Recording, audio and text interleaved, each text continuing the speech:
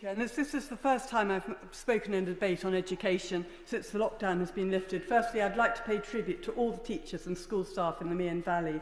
The measures and work they put in place during lockdown was crucial to the education of many children, and parents are very grateful. I visited Cowplain School last week and heard how 99% of Year 7 attending school and 97% of all pupils have returned. I'm meeting Horndean Technology College next week. I know that will be the same story. Our head teachers have worked incredibly hard in difficult circumstances, and I pay tribute to every single one of them. I do not have a sixth form college in my constituency and just 3 secondary schools, but of course many constituents have just done their A-levels, and I know how hard they have worked over many years, and several contacted me after the first set of results were announced. So I'm extremely grateful that Ofqual and the government took the right decision over A-levels and GCSEs. The inconsistencies and unfair gradings were obvious very quickly, so the swift action that both Ofqual and the Secretary of State took was very welcomed. The fact that 2 teachers have considered the judgments for the central assessed grades, which have been signed off by the head teacher or principal, means that students must be confident that their grades are the right one.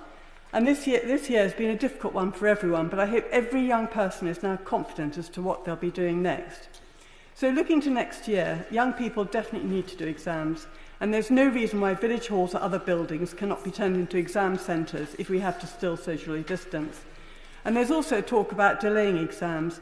I don't see that's necessary if exams start after summer half-term, but exam boards should be looking to reduce the content while making sure that the mastery of a subject can be demonstrated by students.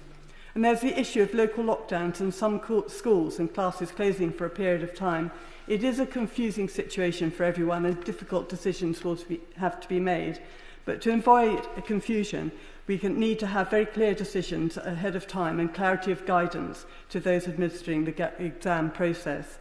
And I personally think that COVID has given us the opportunity to look at restructuring our exam system, and that we need to look at whether we still need exams at 16, as we expect people to stay on an educational training until they're 18. I know that's a subject for another debate, but do we really need GCSEs anymore?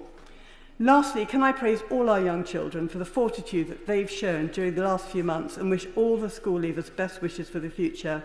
Very shortly, they'll find that exam results at 16 and 18 are not as important as character and resilience.